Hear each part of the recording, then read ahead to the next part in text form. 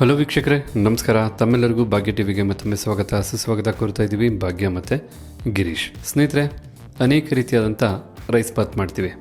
ಅದರಲ್ಲಂತೂ ಪಾಲಕ್ rice Baat ಅಂದರೆ ವಿಶೇಷವಾದಂಥ ರುಚಿ ಇರುತ್ತೆ. ಬಿಸಿಯಾಗಿ ಈ ಪಾಲಕ್ ರೈಸ್ ಬಾತು ಚಟ್ನಿ ಜೊತೆ ತಿಂತಾ ಇದ್ದರೆ ಅದರ ಮಜಾನೇ ಬೇರೆ ಇರುತ್ತೆ.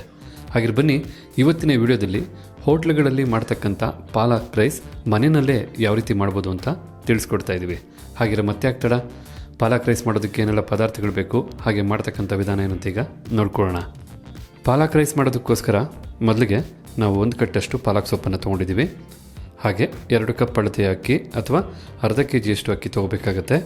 ಈರುಳ್ಳಿ 2, ಟೊಮೊಟೊ ಹಣ್ಣು 2, ಅರ್ಧ ಹೋಳಿನಷ್ಟು ತೆಂಗಿನಕಾಯಿ ತುರಿ, ಎಣ್ಣೆ 5 ರಿಂದ 6 ಟೇಬಲ್ ಸ್ಪೂನ್, ಹಸಿಮೆಣಸಿನಕಾಯಿ 5 ರಿಂದ 6, ಚಕ್ಕೆ 2 ಇಂಚು, ಲವಂಗ 4, ಏಲಕ್ಕಿಕಾಯಿ 2, ಕಸೂರಿ ಮೇಥಿ ಸ್ವಲ್ಪ, ಶುಂಠಿ ಬೆಳ್ಳುಳ್ಳಿ ಪೇಸ್ಟು 2 ಟೇಬಲ್ ಸ್ಪೂನಷ್ಟು, ಮೊಸರು 2 ಟೇಬಲ್ ಸ್ಪೂನಷ್ಟು, ತುಪ್ಪ 2 ಟೇಬಲ್ ಸ್ಪೂನಷ್ಟು, ಹಚ್ಚ ಖಾರದ ಪುಡಿ 1 ಟೀ ಸ್ಪೂನಷ್ಟು, ಧನಿಯಾ ಪುಡಿ 1 ಟೀ ಸ್ಪೂನಷ್ಟು, ರುಚಿಗೆ ತಕ್ಕಷ್ಟು ಉಪ್ಪು. ಇದಿಷ್ಟು ಹೋಟೆಲ್ ಸ್ಟೈಲ್ನ ಪಾಲಕ್ ರೈಸ್ ಮಾಡೋದಕ್ಕೆ ಬೇಕಾದಂಥ ಪದಾರ್ಥಗಳು. ಬನ್ನಿ ಈಗ ತಯಾರು ಮಾಡ್ತಕ್ಕಂಥ ವಿಧಾನ ಹೇಗೆ ಅಂತ ನೋಡ್ಕೊಳ್ಳೋಣ.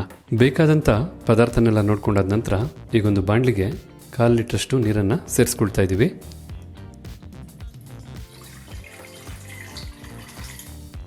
ನಂತರ ಈ ನೀರನ್ನು ಬಿಸಿ ಮಾಡ್ಕೋಬೇಕಾಗತ್ತೆ.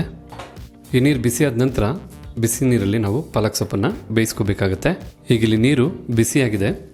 ನಾವು 1 ಕಟ್ಟಷ್ಟು ಪಾಲಕ್ ಸೊಪ್ಪನ್ನು ಬಾಂಡೆಗೆ ಸೇರಿಸ್ಕೊಳ್ತಾ ಇದ್ದೀವಿ. ಈ ರೀತಿ ಸೊಪ್ಪನ್ನು ಸೇರಿಸ್ಬೇಕಾದ್ರೆ ನೀಟಾಗಿ ತೊಳೆದು ಸೇರಿಸ್ಕೋಬೇಕಾಗತ್ತೆ. ಈಗ ಇದನ್ನು ಒಂದು 5 ನಿಮಿಷ ಹೈ ಫ್ಲೇಮಲ್ಲೇ ಬೇಯಿಸ್ಕೋಬೇಕು. ಈ ರೀತಿ ಸೊಪ್ಪನ್ನು ಬೇಯಿಸಬೇಕಾದ್ರೆ ಒಂದು ಲಿಡ್ಡನ್ನು ಕ್ಲೋಸ್ ಮಾಡಿ ಬೇಯಿಸ್ಕೊಳ್ಳೋದು ಉತ್ತಮ. ಸೊಪ್ಪು ಭಾಳ ಚೆನ್ನಾಗಿ ಬೇಯುತ್ತೆ. ಅಥವಾ ಲಿಡ್ ಕ್ಲೋಸ್ ಮಾಡಿಲ್ಲ ಅಂದರೂ ಪರವಾಗಿಲ್ಲ, ಹಾಗೆ ಕೂಡ ಬೇಯಿಸ್ಕೋಬೋದು. ಈಗಿಲ್ಲಿ ಪಾಲಕ್ ಸೊಪ್ಪನ್ನು ಹೈ ಫ್ಲೇಮಲ್ಲೇ 5 ನಿಮಿಷಗಳ ಕಾಲ ಚೆನ್ನಾಗಿ ಬೇಯಿಸ್ಕೊಂಡಿದ್ದೀವಿ. ನೋಡ್ತಾ ಇರ್ಬೋದು ತಾವು, ಸೊಪ್ಪು ಸಹ ಭಾಳ ಚೆನ್ನಾಗಿ ಬೆಂದಿದೆ. ಈ ಸಂದರ್ಭದಲ್ಲಿ ಫ್ಲೇಮನ್ನು ಆಫ್ ಮಾಡ್ಕೋಬೇಕಾಗತ್ತೆ. ಈಗಿಲ್ಲಿ ನೋಡ್ತಾ ಇರ್ಬೋದು ತಾವು, ಇದು ಬಹಳ ಬಿಸಿ ಇದೆ.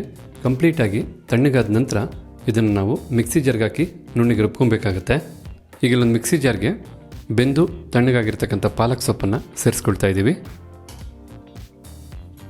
ಈ ಪಾಲಕ್ ಸೊಪ್ಪಿಗೆ ನೀರೇನು ಸೇರಿಸದೆ ಹಾಗೆಯೇ ಈಗ ನುಣ್ಣಿಗೆ ರುಬ್ಕೊಬೇಕಾಗತ್ತೆ. ಈಗ ಇಲ್ಲಿ ನೋಡ್ತಾ ಇದ್ರಲ್ಲ, ಈ ಒಂದು ಹದಕ್ಕೆ ನುಣ್ಣಿಗೆ ರುಬ್ಬಾಯಿತು ಬೆಂದಂಥ ಪಾಲಕ್ ಸೊಪ್ಪನ್ನು.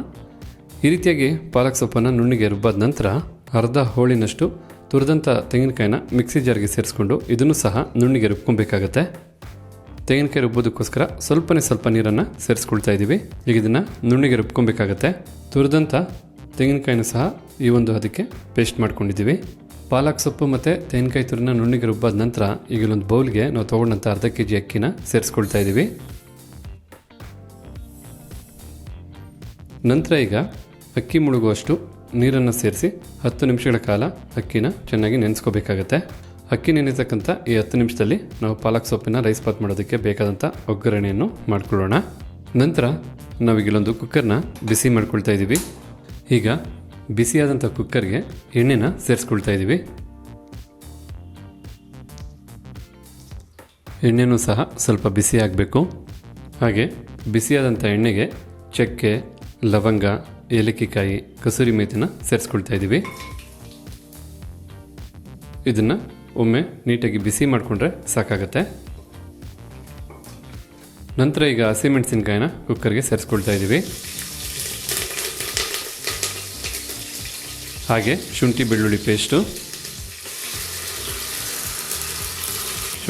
ಪೇಸ್ಟನ್ನು ಸಹ ಸೇರಿಸಿ ಒಂದು 30 ಸೆಕೆಂಡು ಎಣ್ಣೆಯಲ್ಲಿ ಫ್ರೈ ಮಾಡಿಕೊಂಡ್ರೆ ಸಾಕಾಗುತ್ತೆ. ಶುಂಠಿ ಬೆಳ್ಳುಳ್ಳಿ ಪೇಸ್ಟಲ್ಲಿರ್ತಕ್ಕಂಥ ಹಸಿ ವಾಸನೆ ಹೋಗಬೇಕು. ಈ ರೀತಿಯಾಗಿ ಹಸಿಮೆಣಸಿನಕಾಯಿ ಮತ್ತು ಶುಂಠಿ ಬೆಳ್ಳುಳ್ಳಿ ಪೇಸ್ಟ್ನ 30 ಸೆಕೆಂಡು ಫ್ರೈ ಮಾಡಿದ ನಂತರ ಮೊದಲೇ ನುಣ್ಣಿಗೆ ರುಬ್ಬಿಟ್ಟಂತಹ ಪಾಲಕ್ ಸೊಪ್ಪಿನ ಪೇಸ್ಟನ್ನು ಸೇರಿಸ್ಕೊಳ್ಳೋಣ.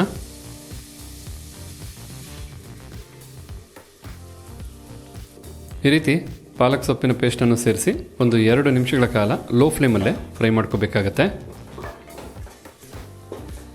ಆಲ್ರೆಡಿ ಪಾಲಕ್ ಸೊಪ್ಪು ಚೆನ್ನಾಗಿ ಬೆಂದಿದೆ, ಆದರೂ 2 ನಿಮಿಷ ನಾವು ಇದನ್ನು ಫ್ರೈ ಮಾಡ್ಕೋಬೇಕು. ಈ ರೀತಿಯಾದಂಥ ಪಾಲಕ್ ಸೊಪ್ಪಿಂದ ಏನೇನು ರೆಸಿಪಿ ಮಾಡ್ಬೋದು ಅಥವಾ ನಿಮಗೇನು ರೆಸಿಪಿ ಗೊತ್ತಿದೆ ಅಂತ ಖಂಡಿತ ಕಮೆಂಟ್ ಬಾಕ್ಸಲ್ಲಿ ಕಮೆಂಟ್ ಮಾಡಿ. ಪಾಲಕ್ ಸೊಪ್ಪನ್ನು 2 ನಿಮಿಷ ಲೋ ಫ್ಲೇಮಲ್ಲೇ ಈ ರೀತಿ ಚೆನ್ನಾಗಿ ಬಿಸಿ ಮಾಡಿದ ನಂತರ ನಾವೀಗ ಈರುಳ್ಳಿನ ಸೇರಿಸ್ಕೋಬೇಕಾಗತ್ತೆ. ಈಗ ಈರುಳ್ಳಿನ ಸೇರಿಸ್ಕೊಳ್ತಾ ಇದ್ದೀವಿ. ಈರುಳ್ಳಿನೂ ಒಂದು 3ರಿಂದ 4 ನಿಮಿಷ ಚೆನ್ನಾಗಿ ಈ ರೀತಿ ಮಿಕ್ಸ್ ಮಾಡ್ತಾ ಬಿಸಿ ಮಾಡಿಕೊಂಡು ಫ್ರೈ ಮಾಡ್ಕೋಬೇಕಾಗತ್ತೆ. ಹೀಗಿಲ್ಲಿ ಈರುಳ್ಳಿನ 2ರಿಂದ 3 ನಿಮಿಷ ಫ್ರೈ ಮಾಡಾಯಿತು. ನಂತರ ನಾವೀಗ ಟೊಮೊಟೊ ಹಣ್ಣನ್ನು ಸೇರಿಸಿ ಒಂದು 2 ನಿಮಿಷ ನೀಟಾಗಿ ಫ್ರೈ ಮಾಡ್ಕೋಬೇಕಾಗತ್ತೆ. ಟೊಮೊಟೊ ಹಣ್ಣನ್ನು ಸಹ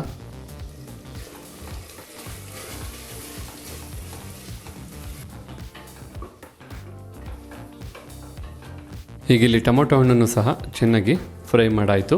ಟೊಮೊಟೊ ಹಣ್ಣನ್ನು ಈ ರೀತಿ ಫ್ರೈ ಮಾಡಿದ ನಂತರ ನುಣ್ಣಿಗೆ ರುಬ್ಬಿ ರೆಡಿ ಮಾಡಿ ಇಟ್ಕೊಂಡಿರ್ತಕ್ಕಂಥ ತೆಂಗಿನಕಾಯಿ ಪೇಸ್ಟ್ನು ಸಹ ಸೇರಿಸ್ಕೊಳ್ತಾ ಇದ್ದೀವಿ. ಹಾಗೆ ಧನಿಯಾ ಪುಡಿ ಮತ್ತು ಅಚ್ಚ ಖಾರದ ಪುಡಿ ಜೊತೆಗೆ ಮೊಸರನ್ನು ಸಹ ಸೇರಿಸಿ ಒಂದು 2 ನಿಮಿಷಗಳ ಕಾಲ ಚೆನ್ನಾಗಿ ಫ್ರೈ ಮಾಡ್ಕೋಬೇಕಾಗತ್ತೆ.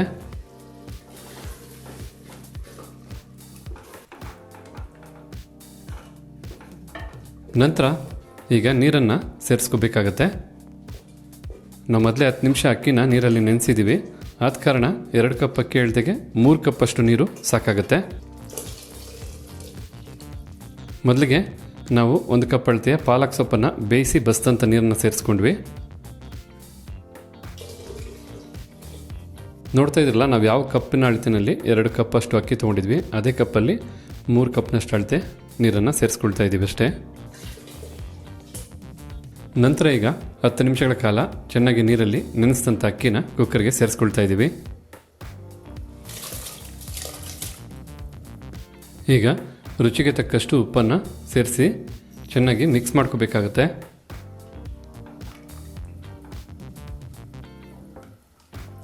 ಅದೇ ರೀತಿಯಾಗಿ ನಾವಿಲ್ಲಿ 2 ಟೇಬಲ್ ಸ್ಪೂನಷ್ಟು ತುಪ್ಪನ ಸೇರಿಸ್ಕೊಳ್ತಾ ಇದ್ದೀವಿ. ತುಪ್ಪ ಸೇರಿಸೋದ್ರಿಂದ ಆರೋಗ್ಯಕ್ಕೂ ಬಹಳ ಒಳ್ಳೆಯದು. ನಾವು ಮಾಡ್ತಾ ಇರ್ತಕ್ಕಂಥ ಈ ಪಾಲಕ್ ರೈಸು ಸಹ ಬಹಳ ರುಚಿಕರವಾಗಿರುತ್ತೆ. ತುಪ್ಪ ಅಂತಕ್ಕಂಥದ್ದು ಆಪ್ಷನಲ್ಲು, ನೀವು ಬೇಕಿದ್ರೆ ಸೇರಿಸ್ಕೋಬೋದು, ಇಲ್ಲಾಂದರೆ ಏನೂ ತೊಂದರೆ ಇಲ್ಲ. ತುಪ್ಪನೂ ಸೇರಿಸಾದ ನಂತರ ಈಗ ಕುಕ್ಕರ್ ಲಿಡ್ನ ಮುಚ್ಚಿ 2 ವಿಸಲ್ ಬರೋವರೆಗೂ ಕೂಗಿಸ್ಕೊಂಡ್ರೆ ಸಾಕಾಗತ್ತೆ. 2 ವಿಸಲ್ಲು ಬಂದು ಕುಕ್ಕರು ತಣ್ಣಗಾದ ನಂತರ ನೋಡೋಣ ಯಾವ ರೀತಿ ಪಾಲಕ್ ರೈಸ್ ರೆಡಿಯಾಗಿರುತ್ತೆ ಅಂತ.